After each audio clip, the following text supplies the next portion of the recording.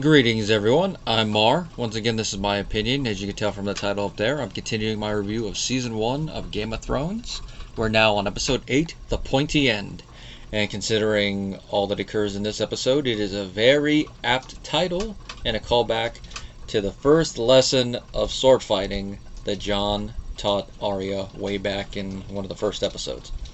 This episode is directed by Daniel Minahan, just like the previous episode, and it is the first of many episodes where the teleplay was written by George R.R. Martin himself.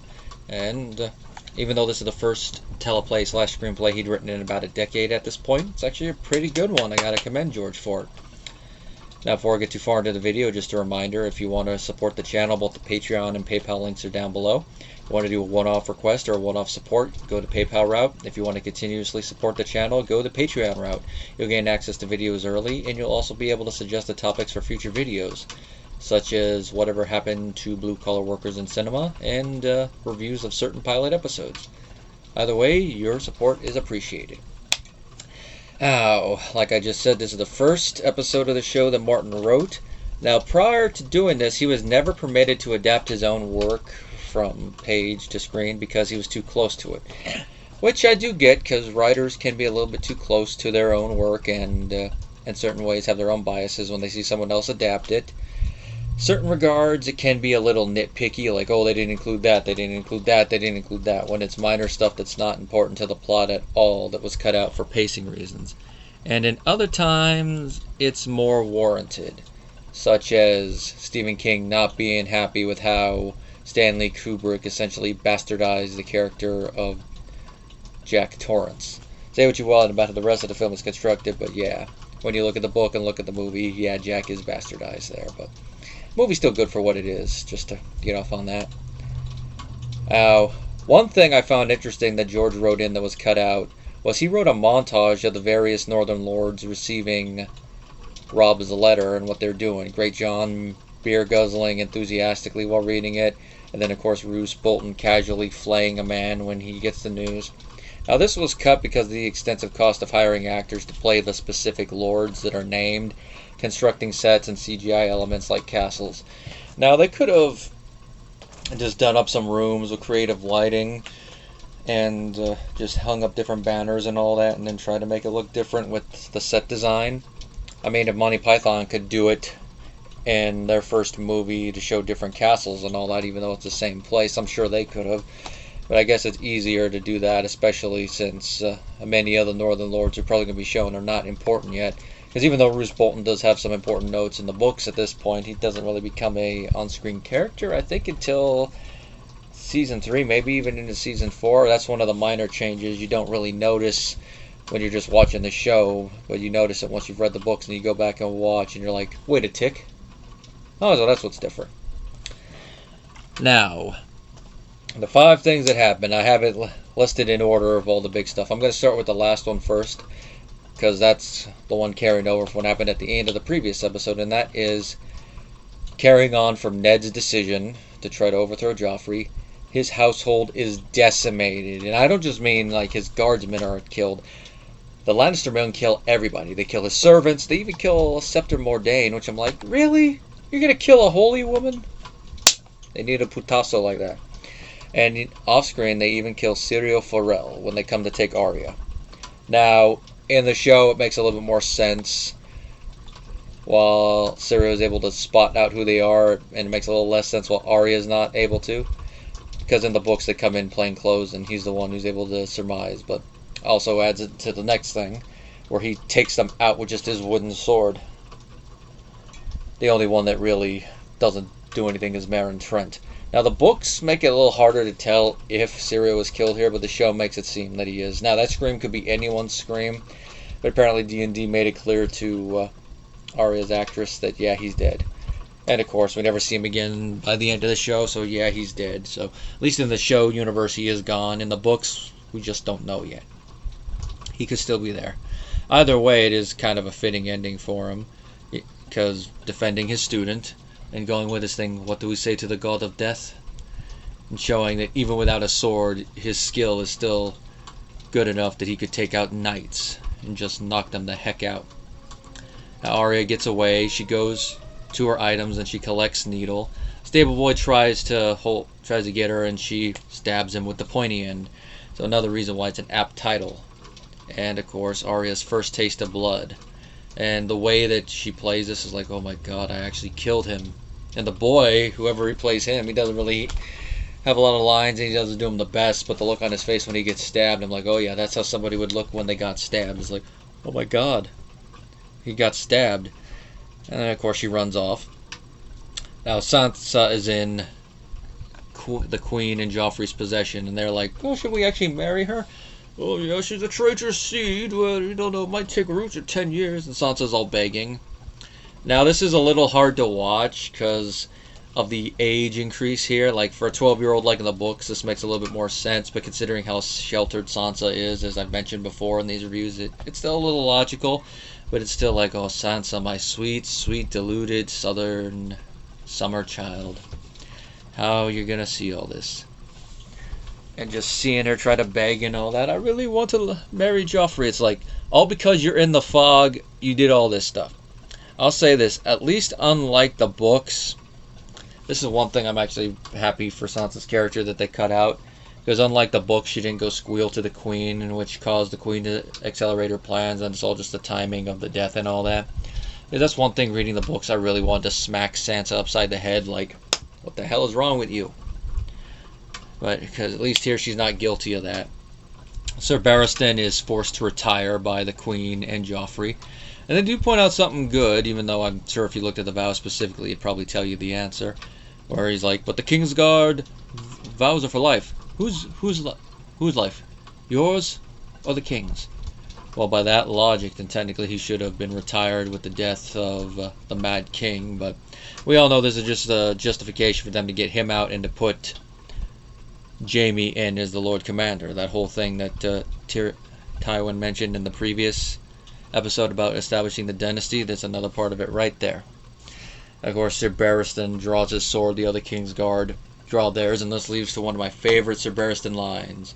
Even right now I could cut through the 5 of you like carving a cake, which I would love to see. And then he throws his sword at Joffrey, like, melt it down and add it to the others. Now, one thing that they change here is that in the books, Barristan says something around here. I don't have the line up, but it's something that can be misconstrued as being treasonous. So Joffrey declares him a traitor and commands the City Watch to apprehend him. Big mistake there, Joffrey. Just think about it. If he can cut through the other members of the Kingsguard like carving a cake, what's the City Watch going to do? They're just going to show up and die! And they die. And of course, he kills 2 of them and then escapes King's Landing. And we don't see him again until he's across the Narrow Sea. But I'm getting ahead of myself, and we'll talk about that whole plot when we eventually get to it. Of course, we got Littlefinger's quip about Naked Night, as Barristan's taking off some of his armor. Ned is in the Black Dungeon, Black Cells, and he's visited by Varys. Now, his disguise here is not the most convincing. He's just thrown on a cloak and all that. It's more elaborate in the books with beards and some other stuff.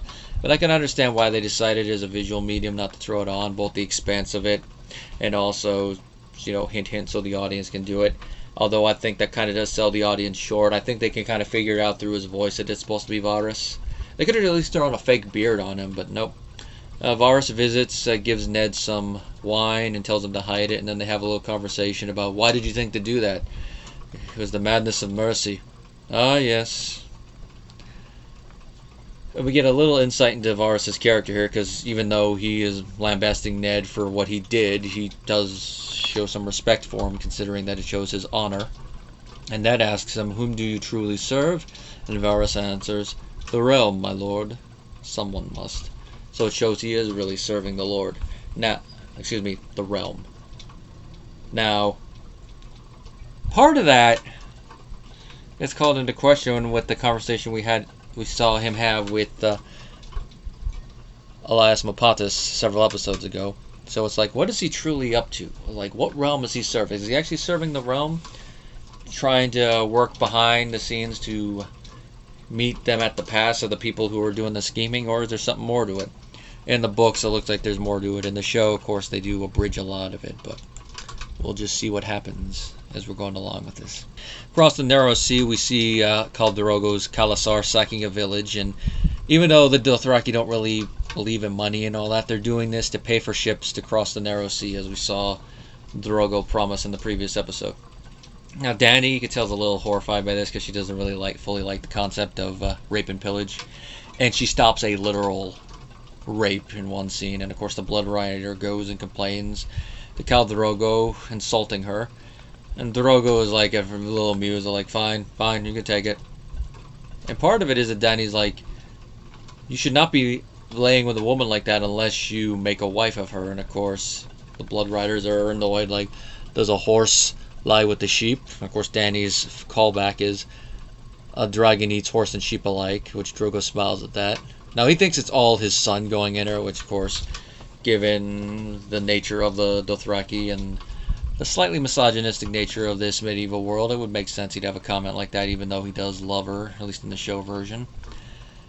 He does show it a little bit more because he does go and defends both his and her honor when the Blood Rider insults Drogo. And they fight, and I just love how badass Jason Momoa is in this scene. You might not like him for other stuff, but in this scene I think he is badass, where he takes on the guy by stripping his weapons and telling him what he's going to do. Your body will not be burned, the crows will feast on your eyes and all that. And then he's like, you have to kill me first. After he's slashed at one time, he grabbed the end of the weapon in his arm. He's like, I already have. Takes the weapon from him, turns around, slashes his throat, and then grabs it, but his hand goes up into the cut part of the throat, grabs the bottom part of his tongue, pulls it down, and rips it out. It's like, oh yeah! And then he looks it over. Now he's injured right here beforehand, which it's the Blood Rider of another Khal in the book that does it. So here, I like the little change here that kind of abridges stuff, but still gets the point across. Now Dany is a little afraid of what could happen to Khal Drogo. So one of the women that she saves offers to heal him. Now, in the book, it is kind of the Khal's fault what's going to happen next, and I'll talk about that when we get to that. The show, if I remember right, makes it seem more like it's 100% the healing woman's fault. So we'll see how that progresses as we go along. Tyrion and Bronn meet the Hill tribes on their way, and Tyrion was intentionally trying to get their attention. The Hill tribes seem like they're going to kill them, and he's like, what's your name? How do you want to die, Tyrion, son of Tywin? And we get another one of the classic Tyrion quips, and I love this quip. In my bed at the age of 80, with a belly full of wine and a woman's mouth around my cock. It's such a good line, it even gets the Hill tribes chuckling. Now Tyrion, with humor, and you would think, what, the Hill tribes actually go at him? True, they look like they're going to, but they're probably also hearing him out just to humor him in what they think is going to be his last minutes. Well, he promises them weapons to take the Vale of Arryn. And they escort him to where his father is, and Tyrion and the leader of the Hill tribes that are with him go and meet Tywin. Like I mentioned in the last video, this is our in-person introduction to Tywin in the book. We hear him built up and talked about, but this is our first impression of him in the book. And before they added that little scene in the previous episode, it would have been his introduction in the show. Now, I love that introduction, especially since he's doing the deer, so that's a better introduction for the show. Here, it's still nice to see how they adapt it. And I love the camera work and the acting, especially as Tyrion's introducing the tribe's leaders. You can definitely tell that Tywin is getting the make of them and like, okay, I could use these people. Now, Tyrion made promises, they're easy to fulfill. Oh yeah, we can get them through. We can use them. And he promises to fulfill them. But the caveat is that Tyrion is going to lead them into battle. Now hold that in mind. It's going to come into play once we get to the battle that unfortunately they could only show the beginning and the ending of, due to budget reasons, which I'm going to have a little bit to talk about with that episode and HBO and Rome and the stuff they cut out of that when I go back and read it next. And I think it's the next episode. I don't remember if it's the next episode or the episode after that. I think it's the episode after that. Now, Sansa is forced to write a letter by the Queen to her family in the north. The letter reaches the north, and Robb decides to call the banners. Now, he's shaking a little bit at this. Now, this is one of those things that some people are going to go, yeah, this doesn't translate as well considering the aged up Robb, as a 14-year-old going on 15-year-old boy. It makes a little more sense. He's like this because he's trying to make a man decision as a boy.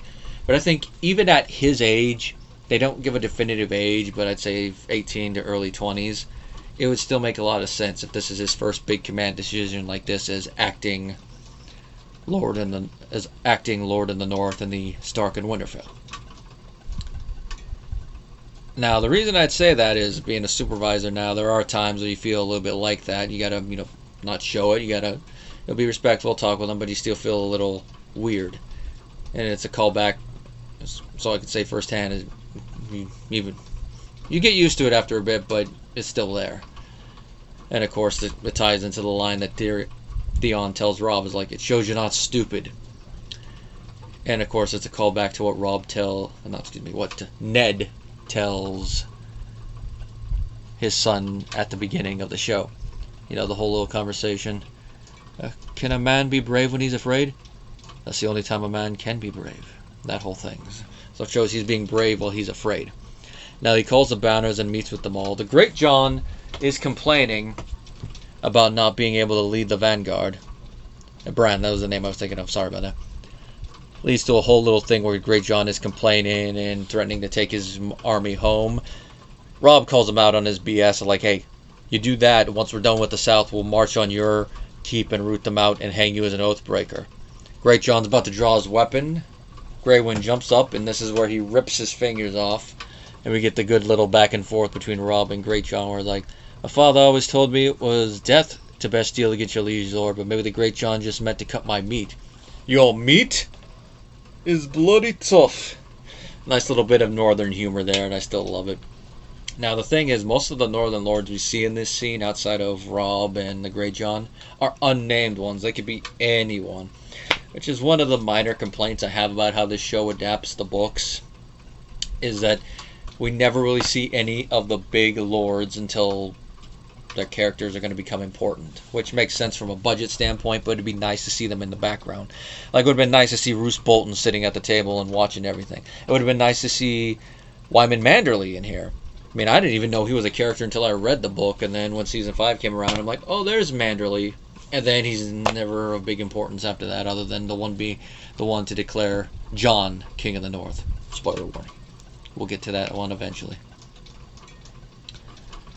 And of course, Catelyn shows up when Robb and the other lords are marching down. They have a nice little conversation in private. In front of everyone, they got to be stoic, but in private, oh, mother, son, and talk about what to do.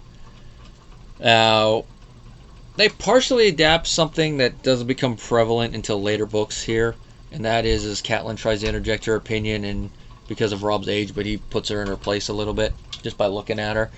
Now, from Kat's POV chapters, this is one of the things that slowly happens when she realizes Robb's becoming a man grown and I'm losing my influence on him.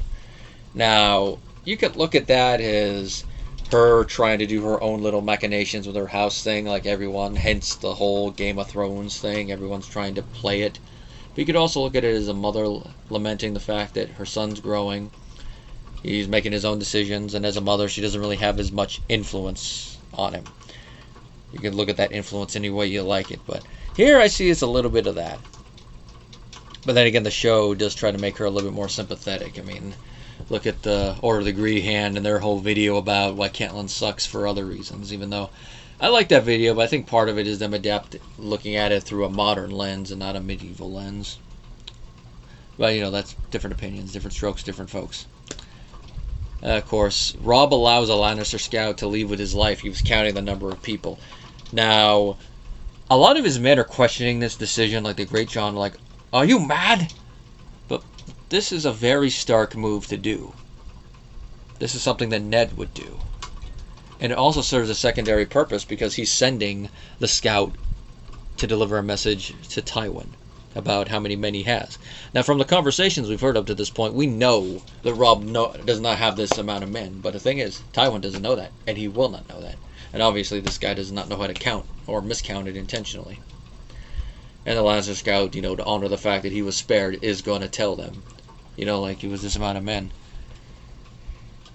And, play a little ruse never hurt anybody.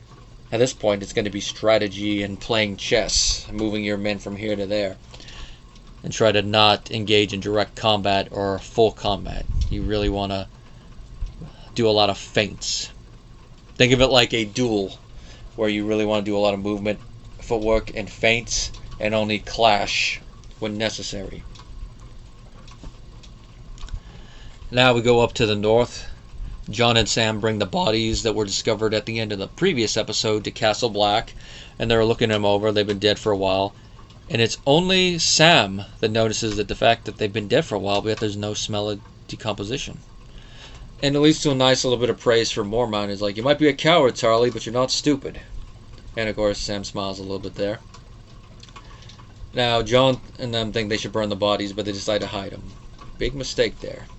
Now, once word of Ned's quote-unquote treason reaches there, Mormont has a little conversation with Jon over a mug of ale.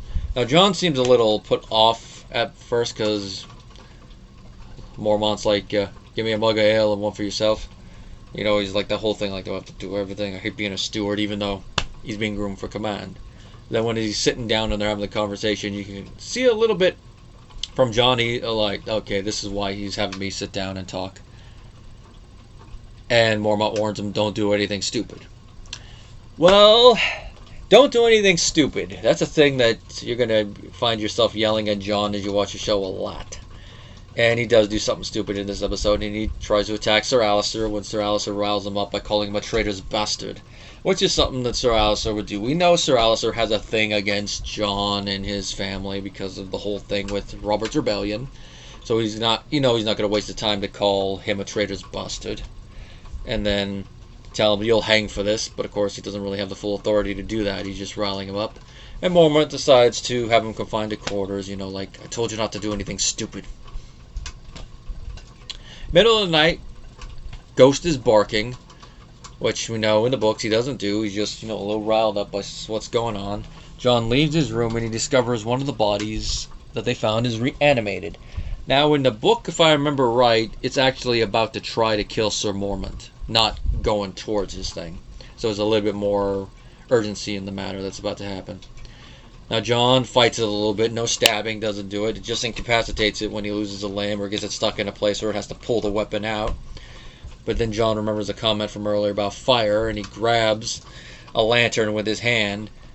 Now, it looks like he just lightly burns it here, but in the book, he really burns the crap out of his hand when he grabs it, and he throws it at the body, and it immolates that body, and they have to get rid of the other one in the morning. Now, this is going to play into the next episode, a good moment in that one.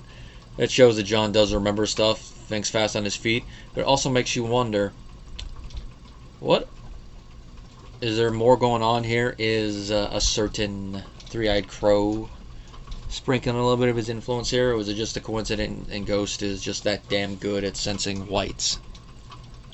Some of these questions have still not been fully answered in the book.